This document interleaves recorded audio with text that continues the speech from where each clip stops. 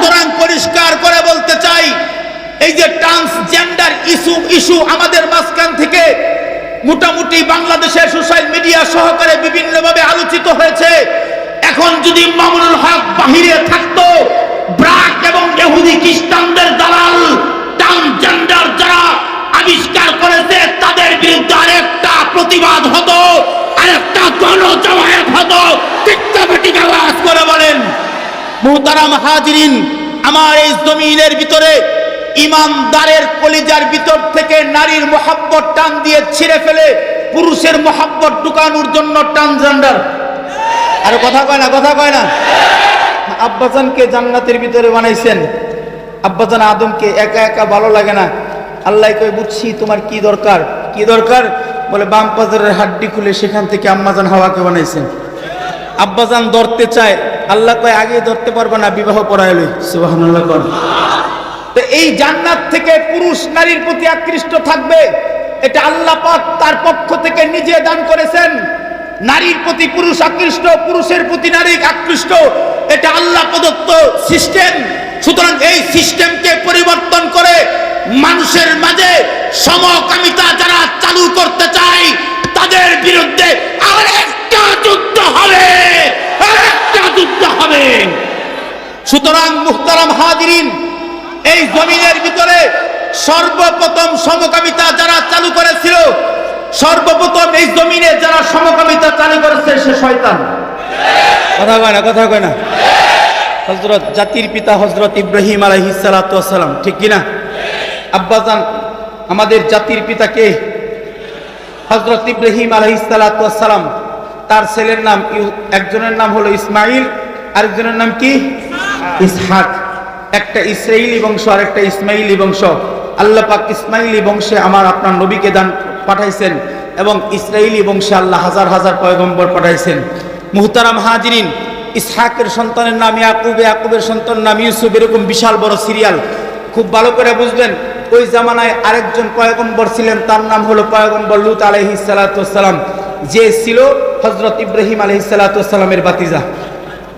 আল্লাহ পাক সাদুম এলাকায় তাকে, ওই সাদুম এলাকার মানুষদেরকে হেদায়েত করার জন্য আল্লাহ পাক পয়গম্বর লূতকে পাঠিয়েছিলেন। পয়গম্বর লূত তাদেরকে দ্বীনের দাওয়াত দিয়েছে। তাদের জমি এত উর্বর ছিল, সেই জমি থেকে এত পরিমাণে ফসল উঠতো। ওই ফসলের দ্বারাই তারা অনেক টাকার মালিক হয়ে গিয়েছিল।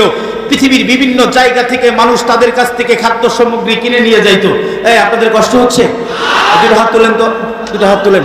সোজা করেন, সোজা করেন। জোরে নাড়াচাড়া দেন, জোরে নাড়াচাড়া দেন। এবার জোরে বলেন আমাদের মালিক কে? আরে ফেরত দিলাম। ইসলামের কণ্ঠে বলেন আমাদের মালিক কে? ইমানদারের কণ্ঠে বলেন আমাদের মালিক কে? উচ্চ আওয়াজে চিৎকার মেরে বলেন আল্লাহু আকবার। আরো জোরে বলতে হবে, বলেন আল্লাহু আকবার। আপনার মুহতারাম হাজিরিন, খুব ভালো করে বুঝেন, পয়গম্বর লূত তার জাতিকে মূর্তি পূজা, গাছ পূজা, আগুন পূজা থেকে বিরত রাখার জন্য দাওয়াত দিলেন। তারা পাল্টা পয়গম্বর লূতকে আক্রমণ করলো, আহত করলো, লাঞ্ছিত করলো, অপমানিত করলো।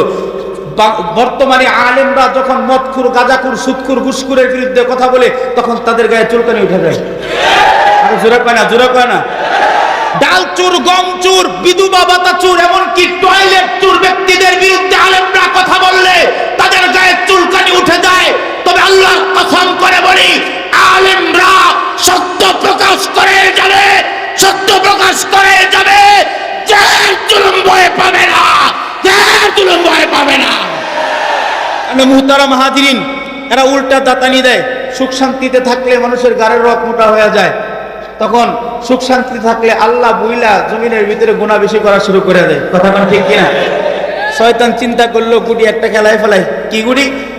এদের মাঝে ঢুইকা যায়, এদের সাথে খাতির লাগায়, এদেরকে একটা গুনার কাজে শরীক করে ফেলায়। শয়তান আসলো বালকের সুরত ধারণ করে, চেহারা বড় সুন্দর, এদের সাথে মিশে গেল, এদের সাথে একটা গভীর সম্পর্ক করে ফেললো। এবার একজন একজন করে ডাক দেয় আর কয়, আমার সাথে খারাপ কাজ করবা, কারো কাছে কমু না। আউযুবিল্লাহ কয় না। শয়তান আয়েশা বলে, আমার সাথে খারাপ কাজ করবা, কারো কাছে বলবো না। মুহতারাম হাজিরিন, মদ খাওয়া মানুষ একদিনে শিখে না, সিগারেট খাওয়া মানুষ একদিনে শিখে না, গাঁজা খাওয়া মানুষ একদিনে শিখে না। কথা কোন ঠিক কিনা? আর যদি শিখে ফেলে তাহলে এটা সহজে ছাড়তে পারে না। এই শয়তান বালকের সুরত ধারণ করে তাদেরকে শিক্ষা দিল। সমকামিতা শিক্ষা দিল। পয়গম্বর লূতের আগে কোনো জাতি এমন কল্পনাও করে নাই, এমনকি পশু পাখির ভিতরে এই খারাপ দুষ্টা তাদের ভিতরে ছিল না। কিন্তু শয়তান জমিনে এসে কওমে লূতকে এই সমকামিতা শিক্ষা দিল। তাফসীর লেখে তিনটা দুষ্ট তাদের ভিতরে ছিল, রাহাজানি করত, সমকামিতা করত এবং জনসম্মুখে সমকামিতা করত। যেরকম নাউজুবিল্লাহ, জোরে বলেন। আল্লাহ নারাজ হয়ে গেলেন এবং পয়গম্বরকে ডেকে বললেন, পয়গম্বর তোমার জাতিকে ফেরাও, না হলে আমি আল্লাহ গজব পাঠাবো। পয়গম্বর বলে এই কাজ থেকে ফিরে আসো, নাইলে কিন্তু আল্লাহ আযাব গজব পাঠাবে। আরে রাখো তোমার আযাব গজব, পারলে আয়না দেখাও। নাউজুবিল্লাহ কয় না। পয়গম্বর লূত আল্লাহকে বললেন, আল্লাহ আমার জাতির ব্যাপারে আপনার ফয়সালা কি? আল্লাহ পাক আসমান থেকে আযাব গজব পাঠালেন। ৩-৪ জন বালকের সূরত ধারণ করে ফেরেশতাকে আল্লাহ জমিনে পাঠালেন। এই ফেরেশতারা পয়গম্বর ইব্রাহিমের বাড়িতে আসলো। পয়গম্বর ইব্রাহিম গাভীর বাছুর জবাই করে তাদের জন্য বুনা করে মেহমানদারি করার চেষ্টা করলেন, কিন্তু তারা জবাব দিলেন যে আমরা তো আল্লাহর তৈরি ফেরেশতা, আমরা দুনিয়ার খাবার খাইতে আসি নাই। বলে কেন আসছো? বলে আপনার বাতিজার জাতি জমিনকে নাপাক করে ফেলেছে, আরশে আজিমকে কম্পন করে ফেলেছে, এদেরকে ধ্বংস করার জন্য আসছি। এই কথা বলে কওমে লূতের বাড়িতে চলে গেলেন।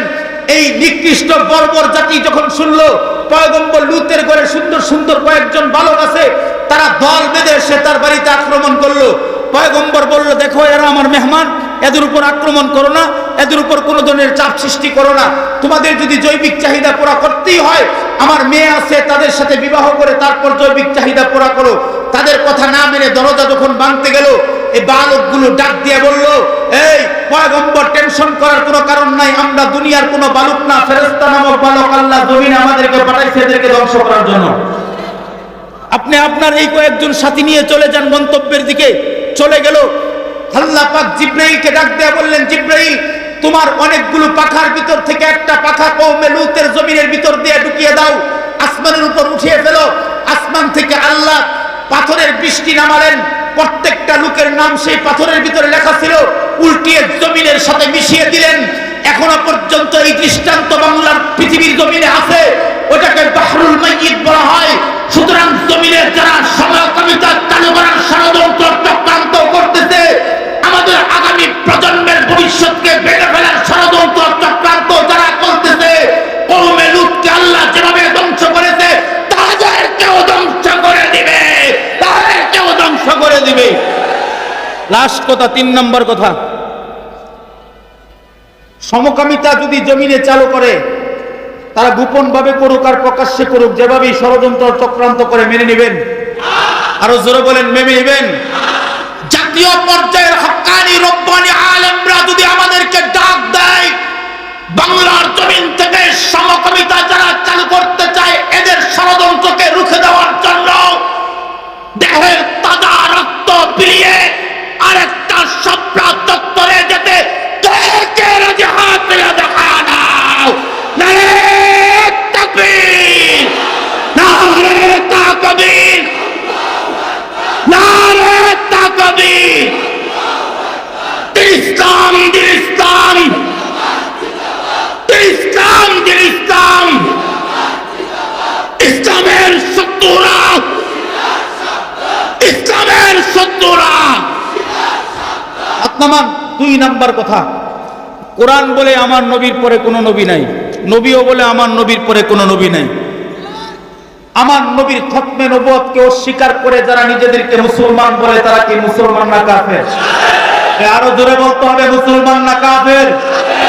আমি তো আপনাদেরকে পরিষ্কার ভাষায় বলতে চাই, আমার দেহের ভিতরে যে রূহ আছে, এই রূহের ভিতরে গোটা পৃথিবীর সবচেয়ে বেশি মুহাব্বত নবীর প্রতি আছে। আমি আমার নবীর জন্য সন্তান এতিম করতে পারি, আমি আমার নবীর জন্য স্ত্রীকে বিধবা করতে পারি, আমি আমার নবীর খতমে নবুয়তকে হিফাজত করার জন্য রক্ত দিতে পারি, জীবন দিতে পারি। সুতরাং কাদিয়ানীদেরকে কাফের ঘোষণা করার জন্য ময়দানে যদি আরেকটা ডাক আসে, আরেকটা খাইবার আর খন্দকের ডাক আসে, আরেকটা সামিলিয়ার ছাপড়া চত্বরের ডাক আসে, নবীর খতমে নবুয়তকে হিফাজত করার জন্য রাষ্ট্রীয়ভাবে কাদিয়ানীদেরকে কাফের ঘোষণা করার জন্য ময়দানে নামতে কে রাজি হাত তুলে দেখা দেন? স্লোগানে স্লোগানে মুখরিত করো, আকাশ বাতাসকে উত্তাল করে বলো কাফের কাফের, আরো জোরে কাফের কাফের কাফের কাফের। নবীর পরে নবী নাই, নবীর পরে নবী নাই।